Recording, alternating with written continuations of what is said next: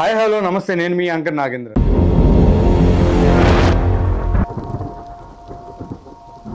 ఈరోజు మనం ఒక స్పెషల్ గెస్ట్, ముందులో కూడా మనం ఆయనతోటి ఒక ఇంటర్వ్యూ చేయడం జరిగింది. దానిలో అసలు అయిన గొర్రెలు ఎవరు అనే విషయాన్ని ఆయన క్రిస్టల్ క్లియర్గా వివరించడం కూడా జరిగింది. బట్ ఈరోజు మనం మళ్ళీ ఆయన్ని కలవడం జరిగింది. శ్రీ శ్రీ విశ్వబ్రహ్మ శ్రీ వీరధర్మజ పీఠాధిపతులు. స్వామి, వెల్కమ్ టు స్వామి. హరి ఓం.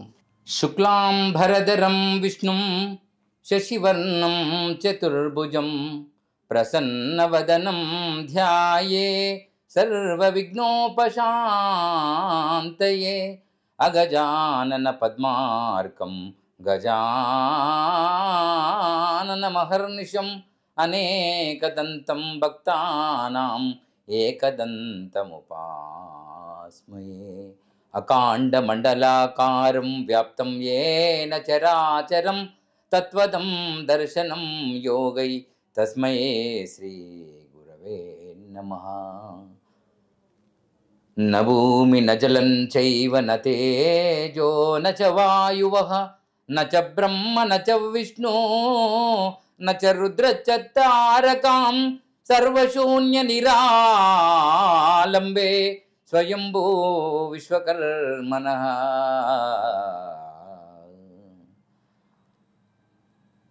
విరాట్ పద విఖ్యాతం సిద్ధానంద ప్రదాయకం కాలజ్ఞాన ప్రవక్తారం వీరబ్రహ్మం గురుం భజే. థ్యాంక్ యూ స్వామి.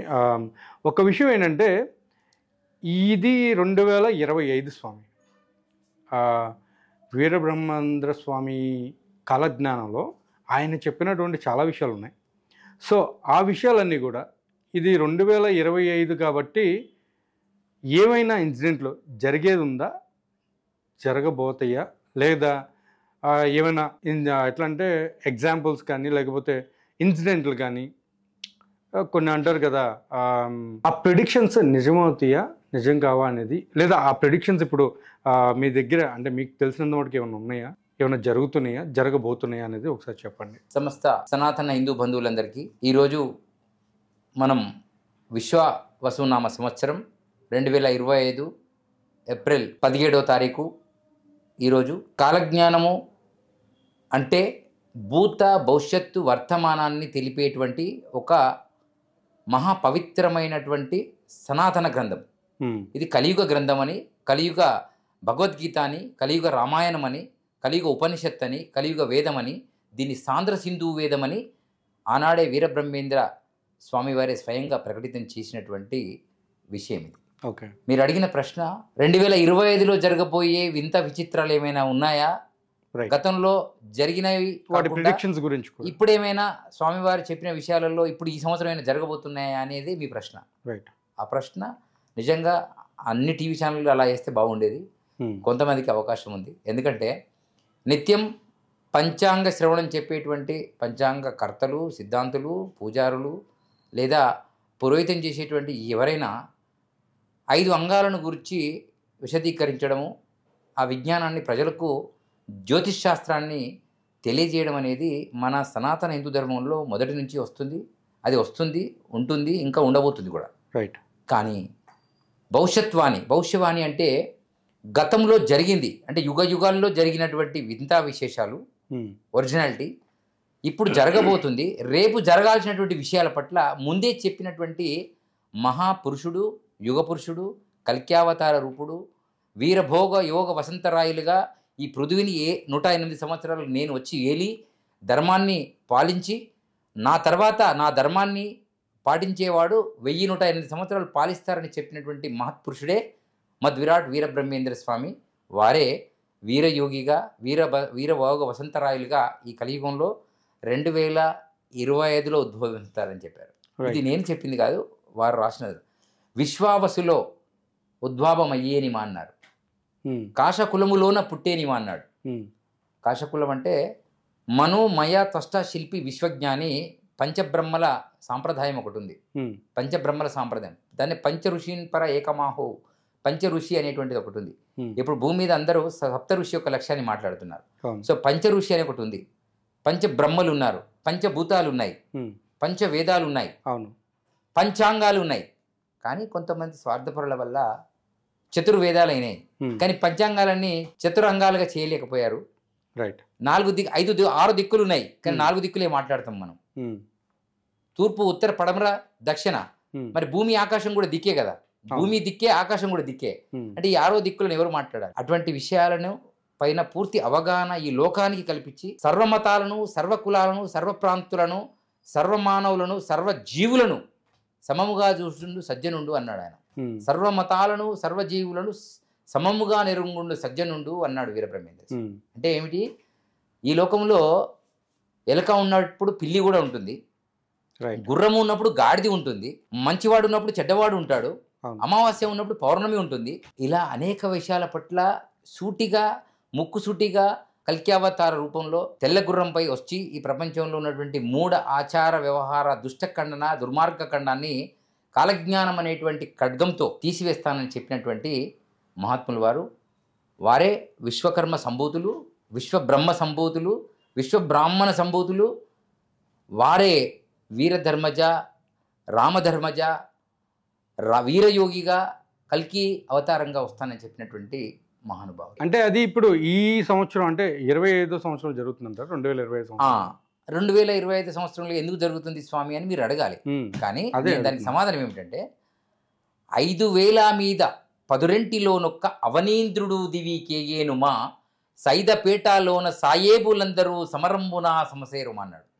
5012 అంటే 2012లో నుండి, అంటే 5000 సంవత్సరాల తర్వాత నా యొక్క ఉద్భవన విషయాలు బయటకు వస్తాయన్నారు.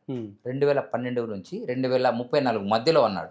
2034 మధ్యలో అంటే 2024-25 మధ్యలోనే మనకు ఉగాది వచ్చింది, విశ్వావసునామ. అప్పుడు అతను ఆ సమయంలో ఉద్భవిస్తానని చెప్పాడు. అందరూ ఏమనుకుంటారంటే, చాలామంది కాలజ్ఞానం చెప్పారులే, ఏముంది, చాలా రోజు ఇందిరమ్మ పుడుతుందని చెప్పారు, ఎన్టీఆర్ వస్తారని చెప్పారు, ఏఎన్ఆర్ వస్తారని చెప్పారు, ఎంజి రామచంద్రన్ వస్తారన్నారు, రాజీవ్ గాంధీ ఫ్లైట్లో వచ్చి రాజ్యం వెళ్తాడని చెప్పారు, తర్వాత నెహ్రూ వస్తాడని చెప్పారు, గాంధీ వస్తారని చెప్పారు, గాంధీ వినాయక్ గాడ్సే గాంధీని చంపుతారని చెప్పారు. ఇవన్నీ నిత్యం మనం వింటున్నటువంటి యూట్యూబ్లలో ఉన్నాయి, అవి గతంలో జరిగినాయి. ఇప్పుడు జరుగుతున్న విషయాల పట్ల మీకు ఆల్రెడీ అవగాహన ఉంది. ఏం జరుగుతుంది అంటే, ఒక మానవులలో కొంతమంది, కొన్ని జాతులు ఉంటాయి, ఎప్పుడూ మూర్ఖంగా నమ్ముకుంటూ పోవడమే వారి ప్రధాన లక్ష్యం. వాళ్ళు ఎవరంటే సనాతనమైనటువంటి సనాతనులు. వాళ్ళను ఇప్పుడు మనము సింధువులు అని, హిందువులు అని, లేదా బంధువులు అని, కేసీఆర్ లాంటి వాళ్ళైతే బంధువులు అని కూడా సంబోధన చేశారు. సో ఇవన్నీ విన్న తర్వాత ప్రజల్లో అసలు హిందూ ధర్మం ఏముంది అనే వాళ్ళు కూడా చాలా మంది.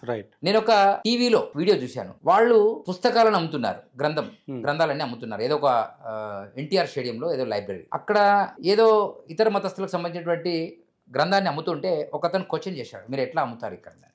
ఏమి హిందువులు ఏంటిలే, పో ఏం చేసుకుంటారో చేసుకోపో అన్నాడు. అతను మాట్లాడేది కూడా హిందువే, అడిగేవాడు కూడా హిందువే. ఈ గ్రంథాన్ని మీరు ఎందుకు అమ్ముతున్నారు అని అడిగారు. ఏం గ్రంథం అది అంటే, భగవద్గీత కాదు, ఈ మధ్య భగవద్గీత పేరు మీద వేరే భగవద్గీత తయారు చేశారు ఇతర మతస్థులు, దాన్ని కూడా భగవద్గీతనే అంటారు. చెప్పండి, అది కూడా దాన్ని కూడా భగవద్గీతనే అంటారు. కానీ దానిలో ఉంటుంది లంగా కృష్ణుడు, దొంగ కృష్ణుడు అని, లేకపోతే దీన్ని టాలీ చేయకుండా ఉల్టా సీదా అంతా పైన కృష్ణుడు బొమ్మ వేయడం, లోపలంతా రాయడం. ఇది ఫ్రీగా పంచడం, అమ్మడం, 2 రకాల పద్ధతుల్లో ప్రపంచానికి అందజేస్తున్నటువంటి కొంతమంది ఇతర మతాల వాళ్ళు, లేదా ఇతర గొర్రెలు అనుకోవచ్చు. సో వాళ్ళు మన వాళ్ళే, అలాంటి వాళ్ళను కూడా మనం సంబోధన చేస్తున్నాం. కానీ నేనేమంటున్నానంటే, ఒక బైబిల్ని, ఒక వేదాన్ని, భగవద్గీతను, ఖురాన్ మొత్తాన్ని, ఖురాన్లో ఉన్న 4 గ్రంథాలని ఒక దగ్గర పెడితే, అవి సంవత్సరం పెట్టినా, 5 సంవత్సరాలు పెట్టినా, బీరోలో పెట్టినా అవి ఎప్పుడు తనుకోవు, అవేవి గుద్దుకోవు, అవేవి చావవు, చంపవు. కానీ అది చదివిన వాళ్ళందరూ మాత్రం కొట్టుకొని చచ్చే పరిస్థితి. హిందువులకి వేదము మూలం, శాస్త్రం మూలం, పురాణం మూలం, పుణ్య కార్యాలు మూలం, పుణ్య పురుషులు మూలం, పుణ్య మార్గాలు మూలం, పుణ్య ధర్మం మూలం, అంత పుణ్యమే. కానీ ఇప్పుడు వాళ్ళే పాపాత్ములే. ఎందుకు అయ్యారంటే, కలియుగంలో ఎవరికైనా వినికిడి ఈ రోజు 19 నిమిషాలు 15 నిమిషాల కంటే ఎక్కువ లేదు. అంతకంటే ఎక్కువ చెప్తే పారిపోతాడు, భోజనానికో బయటకో వెళ్ళిపోతాడు. అది హిందువు అయినా, బంధువు అయినా, ఇంకోడైనా. కానీ కొన్ని చర్చిలలో ఉదయం 6 గంటల నుంచి రాత్రి 12 గంటల వరకు విడతల వారీగా నడుస్తుంది సినిమా. కానీ హిందువులకు మాత్రం సతీ సమేతంగా గుళ్ళోకి వెళ్ళి కొబ్బరికాయ కొట్టి, 2 టైం దొరికితే 10 లక్షలు, లేకపోతే గంట కొట్టి తీర్థం తీసుకొని వెంటనే ఒక 2 నిమిషాలు గుళ్ళో కూర్చుంటే పుణ్యము అని కూడా చెప్పడం వల్ల ఆ 2 నిమిషాలు కూర్చొని పారిపోతున్నారు. కానీ ఆ టైంలో కూడా గోడల మీద ఏముంటాయి అంటే, ఆ గుళ్ళో ఎవరెవరైతే విరాళాలు ఇచ్చినో వాళ్ళ పేర్లు, 1,00,000 పేర్లు ఉంటాయి. తర్వాత పూజా వివరాలు, ఏ టైంలో ఎట్లా పూజలు చేస్తారు, ఎంత డబ్బులు తీసుకుంటారు, ఎంత టికెట్లు పెట్టాలి, ఒక నంబర్ ఉంటుంది. తర్వాత ఆ గుడిలో దేవుడి పేరు ఉంటుంది, లేదా దేవుడి యొక్క శ్లోకాలు 2 3 ఉంటాయి. కానీ హిందువులు మీరు కలిసి మాట్లాడుకోండి, హిందువులు మీరు ఈ ధర్మం గురించి చర్చించుకోండి, హిందువులు మాట్లాడుకోండి, ఈ దేశాన్ని సనాతన రాష్ట్రం చేయండి, లేదా హిందువులందరూ అన్ని తీసుకెళ్లి సముద్రంలో డబ్బులు వేయకండి, చిన్న చిన్న దేవాలయాలను, చిన్న చిన్న ధర్మాలను, చిన్న చిన్న గురువులను కాపాడండి అని ఎక్కడ రాయబడదు. ఇంకొకటి ఉంటుంది, మీరు హుండీలోనే డబ్బులు వేయండి, పురోహితులకు ఆహారతత్పర్యంలో ఏకండి, అది శాస్త్ర విరుద్ధము. సో అక్కడ వెళ్ళినటువంటి వ్యక్తులకు ఎవరిని అడగాలో సమాధానం అక్కడ ఉండదు. ఇప్పుడు నిర్వహణ అధికారి సంప్రదించండి అంటే ఆయన దగ్గర పోతే చెక్ బుక్ ముందు పెడతాడు. ఇక్కడ హుండీ లేకపోతే అక్కడ పోయి చెక్కులు పెట్టాలి. అన్నదానం కోసం 1000 రూపాయలు ఇట్లా రాయాలి. మంచిదే, అవన్నీ రాద్దాం. కానీ ఈరోజు వక్ఫ్ బోర్డు అనేటువంటిది ఒక సిద్ధాంతము 60 సంవత్సరాలు మనని చింపింది. ఎన్నో కోట్లు భూములను వాళ్ళు కబ్జా చేశారు. సో నరేంద్ర మోడీ పుణ్యమా పార్లమెంటులో సమర్థించినటువంటి ఆ 239 మందో 250 ఎవరైతే మన సమర్థన చేశారో వాళ్ళ పుణ్యమా ఒక 60 సంవత్సరాల పీడ పోయింది అని అనుకునేటువంటి టైంలో నిన్న పశ్చిమ బంగ్లాదేశ్ కాదు నేను చెప్పేది, బంగ్లాదేశ్ ఆల్రెడీ నడుస్తుంది సినిమా, చావు కోతలు ఎలా జరుగుతాయో అక్కడ నడుస్తుంది ఇప్పటికి కూడా. ఇప్పుడు బంగ్లాదేశ్ లో కాకుండా పశ్చిమ బెంగాల్ అనేటువంటి మమతా బెనర్జీ ఏరియాలో హిందువుల మీద దౌర్జన్యకాండ నడుస్తుంటే ఒక్క నాయకుడు ఖండించడం లేదు, ఒక్క నాయకురాలు ఖండించడం లేదు. అక్కడ మమతా బెనర్జీ డైరెక్ట్ గా బీజేపీకి ఎవరు సపోర్ట్ చేస్తే వాళ్ళ అంతం ప్రాంతం చూస్తానని చెప్పింది, డైరెక్ట్ గా చెప్పింది, అది హిందువు అయినా ఎవడైనా. సో అదే కాకుండా ఇండ్లను లూటీ చేసి ఇండ్లను కాలబెట్టారు, కొంతమంది నరుకుతున్నారు, పిల్లల్ని చిన్న 10th 10వ సంవత్సరాలు ఉన్న ఎవడో పిల్లడు వచ్చి అన్నం అడిగితే అందరూ వచ్చి వాడిని కొట్టి చంపారు, కొందరిని చేయి నరుక్కొని తీసుకెళ్తున్నారు, కొంతమందిని మానభంగం చేసి చంపుతున్నారు. ఇది మన దేశంలోనే, ఇది ఎక్కడో బంగ్లాదేశ్ లో జరిగింది, మనం అక్కడ పోలేము అనుకోవద్దు. కానీ మొద్దు నిద్రలో ఉన్నటువంటి రాష్ట్ర ప్రభుత్వాలు, కేంద్ర ప్రభుత్వాలు నిమ్మకు నీరెత్తినట్టుగా ఎందుకు చూస్తుంది? బంగ్లాదేశ్ లో చూసిందంటే మనకు బాగా లేదనుకుందాం, కానీ ఇప్పుడు మన దేశంలోనే జరుగుతున్న హిందువులు మేము చెప్తే వినలేదు, మాకు ఓటే లేదు కాబట్టి చావండి రానా, లేకపోతే ఎట్లా చేస్తారో చచ్చిన చూద్దాము, దీన్ని చూపించేసి ఇంకొక దగ్గర మ్యానిపులేట్ చేద్దామనా, లేకపోతే ఏమిటి? నేను ఒకటే చెప్తున్నా, కేంద్ర ప్రభుత్వానికి, మాన్య శ్రీ నరేంద్ర మోడీ గారికి ఈ టీవీ ఛానల్ ద్వారా ఒకటే మాట, వారు గొప్ప యోగి పుంగవులు, వారు బ్రహ్మచర్య వ్రతాన్ని పాటిస్తున్నటువంటి వాళ్ళు, ఒక సిద్ధాంతం కోసం బతుకుతున్నారు, దేశమే నా ప్రాణము, దేహమే దేశం కోసం అనేటువంటి జీవితాన్ని అర్పించినటువంటి 18 గంటలు ప్రయాణం చేస్తున్నటువంటి ఒక అపర దేశ ప్రయాణికుడు అంటారు నేను. ఎందుకంటే దేశం కోసమే పనిచేస్తాడు ఆయన, ఇంకా ఏ పార్టీ కాదు ఆయనకు, ఏ పార్టీ అనే తర్వాత విషయం, ఆయన పార్టీ నుంచి రిటైర్మెంట్ కూడా దగ్గరకు వచ్చింది. సో ఈ టైంలో వారు కనుక పశ్చిమ బెంగాల్ విషయంలో కనుక ఇమ్మీడియట్గా స్పందించకపోతే పోయిన ప్రాణాలు రావు, ఒకటి. రెండోది, కేంద్ర ప్రభుత్వంలో మన వాళ్ళందరూ 250-300 మంది ఉండొచ్చు బీజేపీ తరఫున, వీళ్ళందరూ ఇదే మాట రేపటి నుంచి మాట్లాడాలి. ఎందుకు మాట్లాడాలంటే, నిన్న మీరు క్యాన్సిల్ చేసినటువంటి వక్ఫ్ బోర్డు మళ్ళీ రీఓపెన్ చేయాలని వాళ్ళు రేపు 19th నాడు దారుసలేంలో అసదుద్దీన్ ఓవైసీ, అక్బరుద్దీన్ ఇంకా కొంతమంది కలిసి కొన్ని లక్షల మందితో రేపు దారుసలేం పేరు మీద రేపు 19th రోజు మీటింగ్ పెడుతున్నారు. మరి నిఘా వర్గాలు ఏం చేస్తున్నాయి, తర్వాత పారామిలిటరీ దళాలు ఏం చేస్తున్నాయి, ఇంటెలిజెన్స్ ఏం చేస్తుంది అంటే, వీళ్ళందరూ రేపు మరో రణరంగం చేయడానికి హైదరాబాద్ లో ఆగం చేయడానికి చాలా ప్రయత్నాలు జరుగుతున్నాయి. అంటే ఇప్పుడు హైదరాబాద్ లో మళ్ళీ కుల వివక్ష కాదు, మత వివక్ష అనేటువంటి తెచ్చి ఇక్కడ నిజాం సర్కార్ ఎలా అయితే పాలించాడో అలాంటి రజాకార్ సిద్ధాంతాన్ని వాళ్ళు చూపించే ప్రయత్నం వాళ్ళు జరుగుతుంది. అంటే ఇప్పుడు మళ్ళీ మతాల మధ్య పోరులు రావు. అదే పద్యం మీకు చెప్పాను, 5000 మీద 10 అవనీంద్రుడు దివికేయనమా. అవని అంటే భూమి, ఇంద్రుడు అంటే నరేంద్రుడి రూపంలో ఒకడు వస్తాడు. అవనీంద్రుడు దివి సైదపేటలో ఉన్న సాయేబులందరూ సమరంబున సంసారం అన్నాడు. వాళ్ళు చెప్తే వినరు. వక్ఫ్ బోర్డు రాజ్యాధికార రూపకంగానే పార్లమెంట్ లో దాన్ని డీల్ చేశారు, అందరూ ముందే క్యాన్సిల్ చేశారు. ఇప్పుడు మళ్ళీ మాకు కావాలని మేము టోపీలు పెట్టుకొని రోడ్ల ఎక్కుతామంటే మరి హిందువులందరూ ఆడోళ్ళు, మొగోళ్ళు, నపుంసకులు అందరూ కూడా గాజులు వేసుకొని తిరుగుతున్నారా, లేకపోతే గాడిదలు కాస్తున్నారా అనేటువంటి సిద్ధాంతం వాళ్ళు చూపిస్తున్నారు. రోడ్ల మీద నమాజ్ చేశారు మాసప్ ట్యాంక్ రోజు, వక్ఫ్ బోర్డు క్యాన్సిల్ అయిన రోజే. ఏంటి ఉద్దేశం? మేము రోడ్డు మీదకి వస్తే మొన్న లింగంపల్లి, షేర్లింగంపల్లిలో దానికి క్యాన్సిల్ చేయాలని ఒక రవాణా జరిగింది, ఒక ధర్నా జరిగింది. దాని తర్వాత మన వాళ్ళు హనుమంతుని జయంతి జరిపారు, కానీ ఎక్కడ కూడా వక్ఫ్ బోర్డును ఖచ్చితంగా రద్దు చేశారు కాబట్టి దాన్ని అలా చేయాలి అని ఎవరు అనలేదు. ఊరికినే జై శ్రీరామ్ అని కూడా తిరిగారు. స్వామి, ఇక్కడ ఏంటంటే వక్ఫ్ బోర్డ్ అనేది మామూలుగా ఎట్లంటే మన ఐరా మీడియా ప్రేక్షకులు చాలా మంది తెలియదు అసలు వక్ఫ్ బోర్డ్ అంటే ఏంటి, అసలు ఎందుకు కేంద్రం అనుమతించింది, మళ్ళీ ఎందుకు క్యాన్సిల్ చేసింది, ఆ విషయం ఒక్కసారి మన ఐరా మీడియా బోర్డ్ అనేటువంటిది మన దేశం విభజన సమయంలో ఎంతమంది అయితే ఒక దేశం కావాలని కోరుకున్నటువంటి ముస్లింలకి పాకిస్తాన్ ఇచ్చాం, ఆఫ్ఘనిస్తాన్ ఇచ్చాం, బంగ్లాదేశ్ ఇచ్చాం. పాకిస్తాన్ వెళ్ళాల్సినటువంటి ప్రజలు ఎవరైతే ఇక్కడ ఉన్నటువంటి తురష్కులు, ముసల్మాన్లు లేదా ఇప్పుడున్నటువంటి ఈ యొక్క ఐఎస్ఐ ఆలోచన కలిగినటువంటి మతోన్మాదులు వీళ్ళందరినీ ఇమీడియట్గా మీరు అక్కడికి వెళ్ళిపోండి అని పాకిస్తాన్ మనం ఇచ్చాం. ఇచ్చిన తర్వాత గాంధీ గారు ఒక బోందీ ఆలోచన చేశాడు. ఏమని అంటే ఒక టైం ఏమో వెళ్ళమన్నాడు, ఇంకొక టైంలోనేమో ఇష్టం ఉన్నవాడు వెళ్ళొచ్చు, మిగతా వాళ్ళు ఇక్కడే ఉండొచ్చు, ప్రాబ్లం లేదు అన్న చిన్న స్లోగన్ ఇచ్చేసరికి సగం మంది ఇక్కడ బ్రేక్ అయిపోయారు. ఆ టైంలో ఒక స్లోగన్ ఇచ్చారు ఏమిటంటే, ఈ దేశం నుంచి వెళ్తున్నటువంటి ముస్లింల యొక్క భూములన్నీ ఇక్కడ హిందువులకు ఇచ్చేయాలి, అక్కడ నుంచి వచ్చిన హిందువులకు ఆ భూములను అంటజగట్టాలి.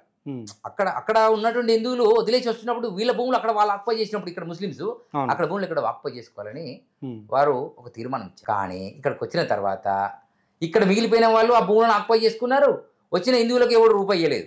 ఈరోజు ఎల్కే అద్వానీ గారు పాకిస్తాన్ తెలుసా మీకు? ఎల్కే అద్వానీ అనేవాడు పాకిస్తాన్ నుంచి ఇక్కడికి వలస వచ్చారు స్వతంత్రం మనకి వచ్చిన టైంలో. సో ఆయన ఈ దేశంలో ఒక పెద్ద కార్యక్రమంలో పాల్గొన్నాడు. ఆయన రాష్ట్రపతి ఉపరాష్ట్రపతి కార్యక్రమాలు చేశారు, మీరు చూశారు మరి భారతీయ జనతా పార్టీ. సో అలాంటి వాళ్ళు చాలా మంది ఈ దేశంలో పాకిస్తాన్ నుంచి వచ్చి విభజన తర్వాత బతికారు.